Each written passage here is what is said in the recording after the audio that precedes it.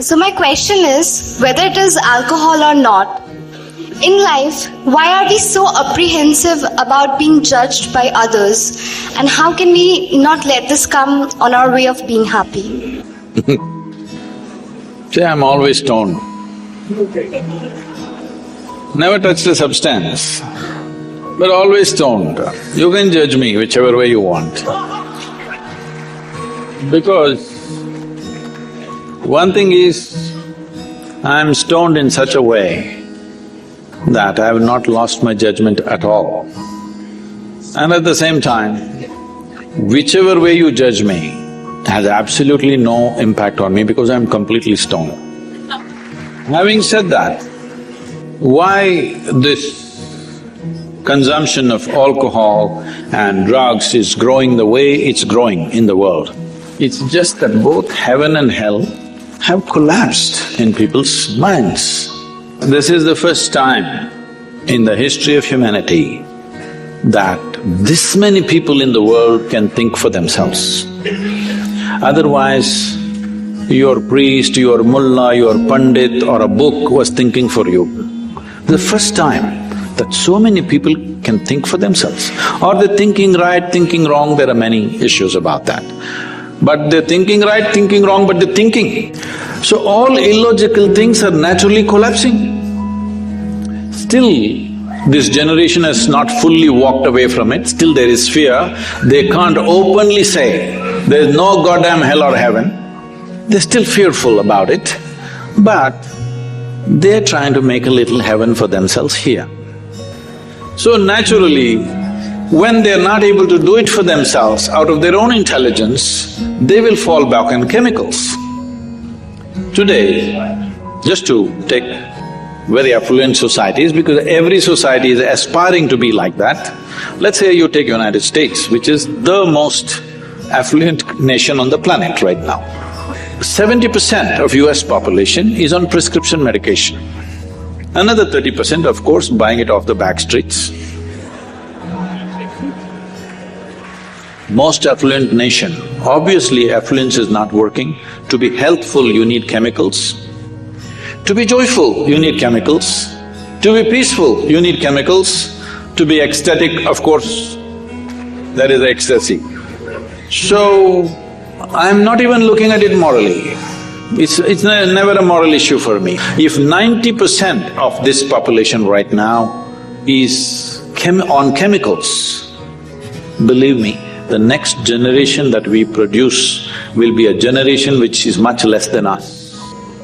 So, we are heading towards this rapidly unless we teach individual human beings how to simply sit here and be blissed out. If there was a way to intoxicate yourself without losing your judgment, without losing your awareness, without losing your intelligence, it's a great thing. Intoxication is a fantastic thing. Only problem is, it takes away your judgment, it takes away your intelligence, incapacitates you. That is the problem, isn't it? Is it true? Ask anybody, you're not in the medical sciences, but ask anybody, is it true that this body here is the greatest chemical factory in the universe right now? The universe that we know at least? Only problem is you're a lousy manager. If you know how to manage this, you would be like me, always blissed out. Anybody can say what they want, anybody can do what they want. This is like this only. Because I have not given this privilege to anybody, that somebody can make me happy, somebody can make me unhappy, somebody can make me miserable. Right now, you are a consequence of other people's opinions. Where do you plan to go like this? Anybody can ruin you. You went outside, somebody told you, Shreya, you are the most wonderful human being we have seen. Then you were floating on that cloud, what number? What number? 7. 9. Oh, in South we do 11. You were floating on cloud whatever number and you came home, people at home told you who you really are. And the cloud will crash. No. It's very important that neither this way or that way. We listen to everybody because we could be doing something wrong. Hello? Any moment we could be doing something wrong, so we listen to everybody.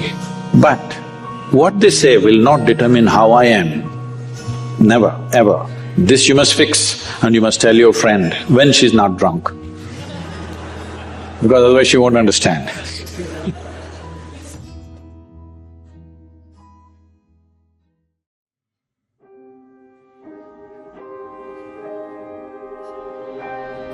In Hindi, they say, दुनिया में सबसे बड़ा रोग क्या कहेंगे लोग? Now in English it means, your deep concern about others' opinion of you is the greatest malady in this world. Your deep concern about others' opinion of you is the greatest disease in this world. It's a great pity that most of the people in this world are infected with this disease. Have you really thought about its real cause? Why does it exist in the first place?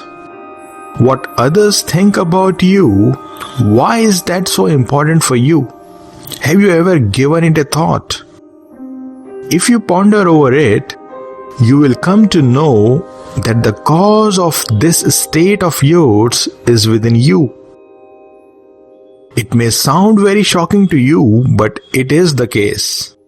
It's because you yourself have this habit of imposing your own opinions on others. It's because you yourself have this habit of judging others that you get affected by their opinion about you. It works that way. What you resist in the external world is present right within you. Have you really taken care of your own state of consciousness? Do you really meet people in the space of awareness? Do you really meet people with a non-judgmental mind? Just check within yourself. Just check within yourself what your mind does when you are in the company of others. Most of the people's attention, most of the people's consciousness remain absorbed in their head. It remains absorbed in their thinking mind. And because of this, the moment they meet other people, they judge them as either good or bad, as holy or unholy, as spiritual or worldly. People are as they are. It's not for you to judge them in any way. Your whole concern should be about your own spiritual growth. You should see whether you are really walking the spiritual path sincerely or not. That should be your only concern. You should see whether you are sincerely practicing your spiritual disciplines or not. I'm telling you, if your whole concern is only your spiritual growth, only about your spiritual evolution, you wouldn't then care at all about what others think about you. It won't then matter to you at all whether they consider you good or bad. It won't then matter to you at all whether they consider you spiritual or worldly. So you see, it works that way. So if you want that others' opinion shouldn't affect you, then you should first yourself stop judging others right away. It's not actually anybody's personal problem. The mind works that way. As soon as you perceive something, as soon as you see something, the mind just races to attach a label to it.